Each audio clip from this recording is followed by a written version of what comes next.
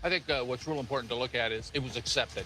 And that was a step that had to be crossed, and we're real excited about it being accepted. Hello, and welcome to the Freight Flow Advisor Brief. That clip you just heard was Jim Vena sitting down with CNBC to talk about the recent merger news. Now, it was a short interview, about 6 minutes long, but it carried a lot of weight, including Vena's response to President Trump's idea that the federal government ought to own a slice of Union Pacific and Norfolk Southern after the mega merger. Vena's message back was exceptional as he navigated a dicey subject. He essentially said, thanks for the vote of confidence, but we don't need your help. Now, I want to talk about what that signal really tells us. So let's get into it. As many of you know, we've got the largest proposed railroad transaction in modern U.S. history. This whole process started in July of 2025, and it was announced as an $85 billion cash and stock deal with Norfolk Southern, valued at roughly $320 per share and an 18.6% premium over its pre-rumor close. Now, if you fast forward to this year, President Trump floats something that we have basically never seen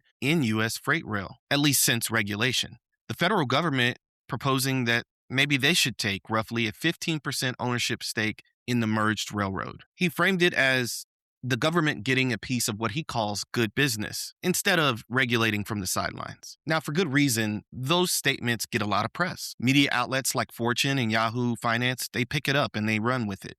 People start asking, is this where we're headed? Public equity in private freight networks? Now, let's shift back to when Jim Vena went on CNBC. He really said two important things. First, he called it reassuring that the president thinks this is good business and a good business move. That's a polite nod to the Oval Office. But then he draws a very hard line, stating, we're a company that can afford to handle what the price is for this deal, and we don't need anybody's help to do this. Check out this exchange about it. Last few days, but we got to set the stage here. You have a relationship with the president. Union Pacific's dedicated a train to the president. You've donated to the White House ballroom. And now there are reports that the president has some interest in potentially taking a stake in Union Pacific. Listen, let's frame it to where we are fundamentally. We're a company that can afford to make this deal. We're a company that can afford to handle what the price is for this deal. And we do not need anybody's help to do this. I find it comforting that the president of the United States looked at what we're doing and says, son of a gun, this is a good business move, strong, and I'd like to invest. Listen, I have not had any direct communication with the president of the United States to talk about the president and the government specifically coming in and being.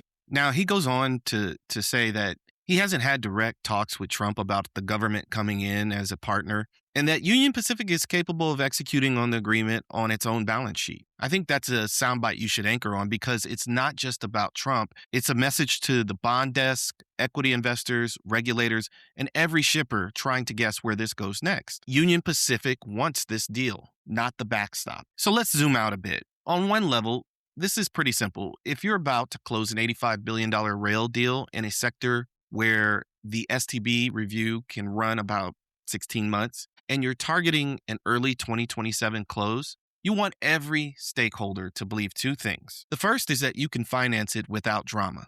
And the second is that you can integrate it without blowing up your own network or national supply chain. Vena's CNBC answer was aimed squarely at the first part. When he says we can afford to handle that price, we don't need anyone's help, he's doing a couple things at once. He's effectively telling the credit markets, we're not structuring this on the edge of what's possible.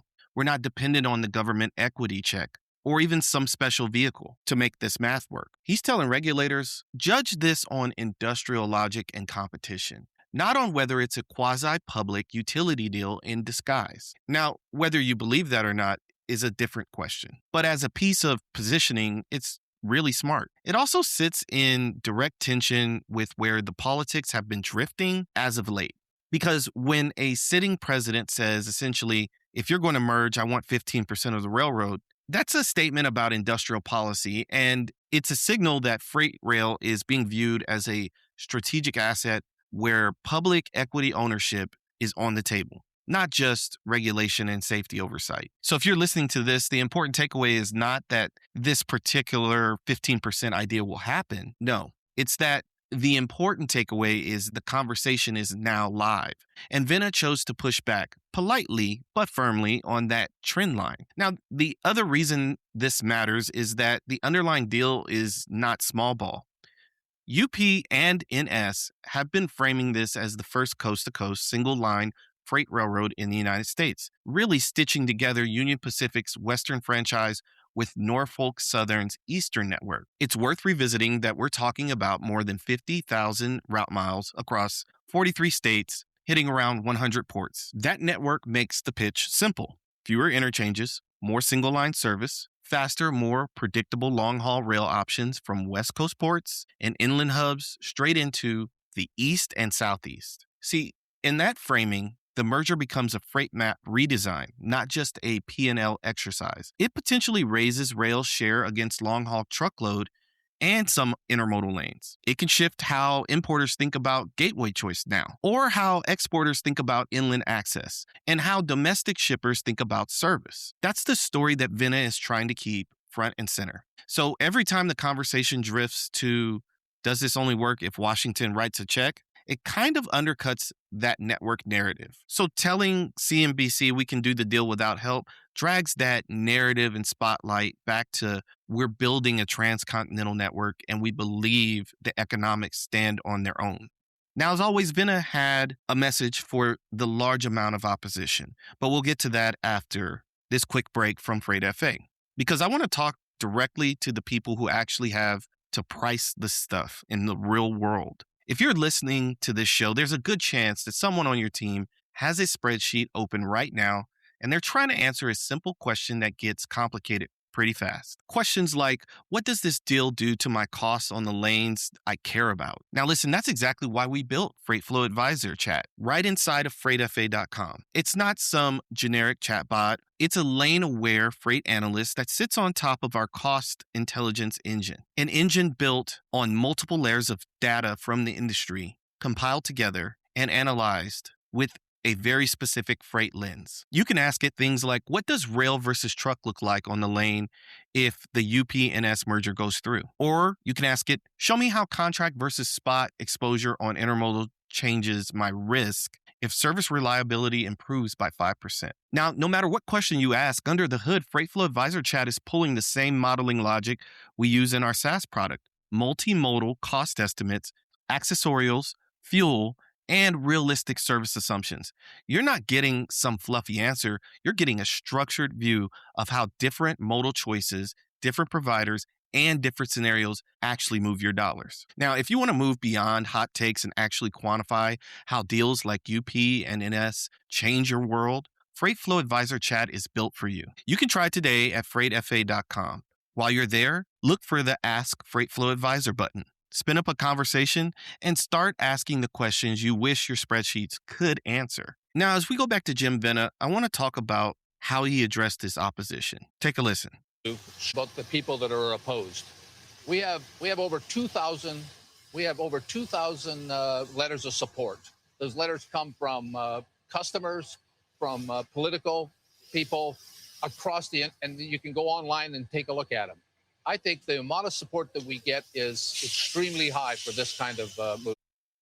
Now, recently we talked about coalitions and the opposition, but we also talked about some of the voices of support as well. The biggest thing for me is the voices that have not come forward yet to either support or oppose this merger. And if you want more information about that and who that is, jump over to substack.com and search the article Heard and Unheard, where we comprehensively break down every party that is invested in this merger, whether it goes through or it doesn't. So let's bring this back to you. If you're an executive or investor in freight right now, there are a few concrete moves worth making off the back of this story. First, treat Vena's comment as a baseline, not a guarantee. We don't need anybody's help is the message to send publicly. It doesn't mean financing and integration risk magically disappear. Build your scenarios with the assumption that the deal can close on private capital. But keep a contingency view that assumes delays, added conditions, or even an eventual recut of terms if the markets move. Second, get lane specific about your exposure.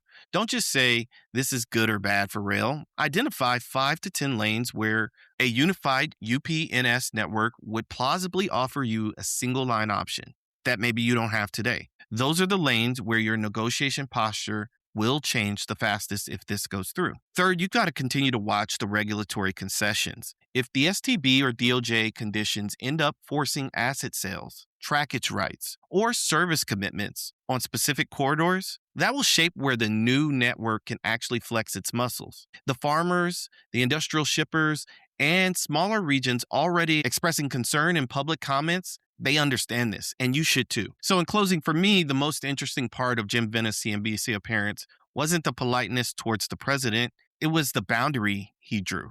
He effectively said, we'll take the endorsement, but not the equity. In a world where governments around the globe are getting more comfortable owning pieces of critical infrastructure, that's a very deliberate stance. For freight and logistics leaders, the question isn't whether you agree or disagree with that stance. The question is whether you're ready for a rail landscape where coast-to-coast single-line service is on the table and you've actually run the numbers on what that means for your business. Now, if you want help doing that, you know where to find us, freightfa.com. Now, listen, if you enjoyed this episode and you enjoy our show, we really appreciate you. And we want to continue to grow.